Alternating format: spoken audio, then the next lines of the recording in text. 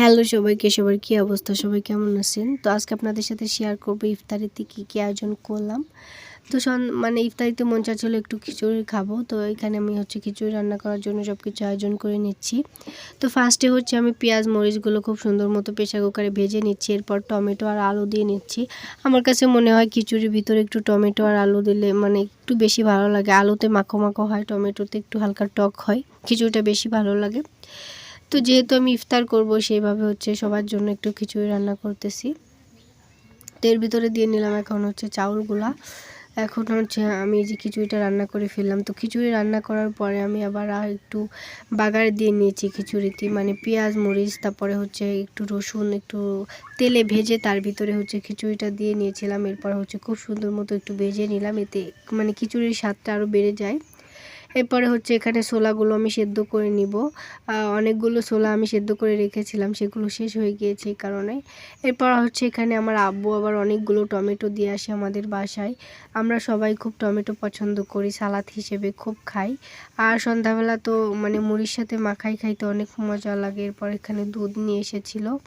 তো আমাদের ওইদিকে দুধ পাওয়া যাচ্ছে না সেরকম, এই কারণে আমার আব্বু এখান থেকে এই দুধটা আমাদের বাসায় দিয়ে খিচুড়ি রান্না করা শেষ। আমি অন্য ইফতারগুলো বানিয়ে ফেলবো। তো এখানে বেগুন কেটে নিলাম।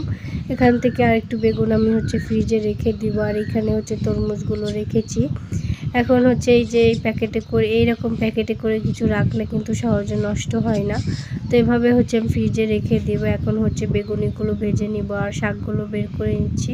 শাকের চাপ আর বেগুনির চপ বানাবো। তো ফার্স্টে আমি বেগুনিটা খুব সুন্দর মতো ধুয়ে নিলাম। এর ভিতরে একটু দিয়ে নিলাম লবণ দিয়ে এখন আমি বেগুনির সাথে খুব সুন্দর মতো লবণটা মাখিয়ে নিব। বেগুনিটা ভাজার জন্য আমি প্রথমে দিয়ে নিলাম বেসনটা খুব সুন্দর মতো চেলে নিব। চেলে নিলে কিন্তু বেসনগুলো বেগুনিগুলো খুব সুন্দর ফুলকো ফুলকো হয়। এর ভিতরে দিয়ে নিব আমি হালকা একটু আটা।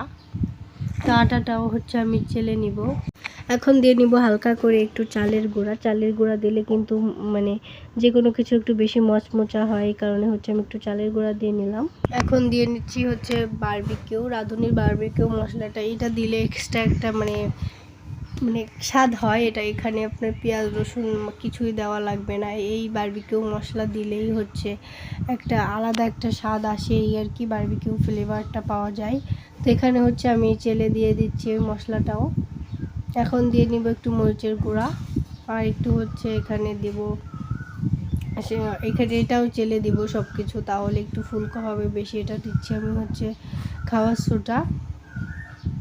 এখন নর্মাল পানি আর একটু লবণ দিয়ে গুলিয়ে নিব। বেগুনি বানানোর জন্য আমি এখানে সব কিছু গুলিয়ে রেখে দিচ্ছি, একটু পর বানাবো। ফার্স্টে আমি কিছু পিঠা বানিয়ে নিব। আর এরকম বেগুনি বানানোর জন্য আপনি যদি একটু সব কিছু গুলিয়ে রেখে দিতে পারেন তাহলে বেশি ভালো হয়। এরপর আমি এখানে পিঠা বানিয়ে ফেলবো। আর ইফতারির জন্য খুবই অল্প করে পিঠা বানাবো, যেহেতু সবাই রোজা থাকবে, দিনের বেলা আর খাওয়া হবে না, ইফতারির সাথে খাওয়া হয়ে যাবে এরকম। এরপর আমি চুলায় কড়াই দিয়ে নিলাম। এরপর তেল দিয়ে দিলাম। আর ওই পাশে আমি দিয়ে দিয়েছিলাম ছোলাটা সেদ্ধ করে নিচ্ছি প্রেসার কুকারে। তো বিসমিল্লাহ বলে প্রথমটা দিয়ে নিলাম। নিজে যখন কিছু বানাতে যাই প্রিয় মানুষদের জন্য, তখন সেটা যদি পারফেক্টলি হয়, নিজের ভিতরে যে কত একটা আনন্দ কাজ করে। আর আলহামদুলিল্লাহ আমি অনেক কিছুই বানানো শিখে গিয়েছি। খুবই ভালো লাগে যখন সবাইকে খাওয়াইতে পারি বা সবাই আমার রান্না খেয়ে প্রশংসা করে, আমার খুবই ভালো লাগে। তো একে একে আমি সব পিঠাগুলো বানিয়ে নিচ্ছিলাম আর এত পারফেক্টলি হচ্ছিল পিঠাগুলো, খুবই ভালো লাগতেছিল। তো এরকম আপনারা ইফতারি বানিয়ে ফেলতে পারেন। আমি এই পিঠার রেসিপিটা খুবই ইজিভাবে আমি বানাই। তো পিঠার রেসিপিটা আমার চ্যানেলে আপলোড করা আছে, আপনারা চাইলে দেখে আসতে পারেন। আর এরকম ঝটপট ইফতারিও আপনারা পিঠাটা বানিয়ে ফেলতে পারেন এবং প্রিয় মানুষদের খাওয়াইতে পারেন। তো আমি একটু আপনাদেরকে হাতের সাহায্যে দেখানোর চেষ্টা করতেছিলাম কেমন হয়েছে। দেখেন কতটা ফুলকো দেখছেন, যেমন রেখে দিচ্ছি তেমনই থেকে যাচ্ছে।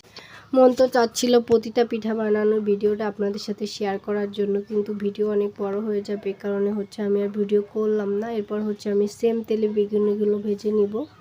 তো বেগুনিগুলো মাশাআল্লাহ অনেক সুন্দর হয়েছিল, আপনারা দেখলেই বুঝতে পারবেন। আর আমার কাছে মনে হয় ইফতারিতে অনেকগুলো আইটেম থাকবে, আমার কাছে খুবই ভালো লাগবে। বেশি থাকার দরকার নেই, সবাই যেন একটা দুটা খাইতে পারি এমন থাকলেই হবে। আমার কাছে মনে হয় অনেকগুলো আইটেম থাকবে, সবাই মিলে বসে খাবো, একটা আলাদা শান্তি মনে হয়। তো আমি চেষ্টা করি মানে প্রতিদিনই কিছু না কিছু একটু মানে অন্য কিছু একটু ট্রাই করার জন্য। প্রতিদিনই তো দেখা যায় আমরা বেগুনি খাই, তো সাথে যদি অন্য কিছু থাকে তাহলে খারাপ কিসের, তাই না? এই কারণে হচ্ছে আমি একটু অন্য কিছু মানে বানানোর চেষ্টা করি। আর রোজা রেখে কিন্তু সবাই একটু এইটা ওইটা খাইতে ইচ্ছে করে। মাশাল্লাহ দেখেন আমার বেগুনি কত সুন্দর ফুলকো ফুলকো বেগুনি হচ্ছে। তো আমি একটা প্লেটে সব কিছু রেখে দিচ্ছি, পিঠা রেখে দিলাম, এরপর হচ্ছে বেগুনি ভেজে নিলাম, এরপর হচ্ছে শাকের চপগুলো বানিয়ে নিব। আর শাকের চপের রেসিপিটাও আমি ডিসক্রিপশন বক্সে লিঙ্কটা দিয়ে দিব, আপনারা চাইলে দেখে আসতে পারেন। আমি হচ্ছে যেটা বেগুনির চপের জন্য গুলিয়েছিলাম ওইটার ভিতরে হালকা একটু পানি দিয়ে আমি শাকের চপটাও বানিয়ে নিলাম। খুবই ইজি আর খাইতে এত মজা লাগে কি বলবো। সবশেষে দুধটা জ্বালিয়ে নিলাম। তো কেমন লাগলো আমার ভিডিও সবাই কমেন্ট করে জানাবেন। সবাই ভালো থাকবেন, আল্লাহ হাফেজ।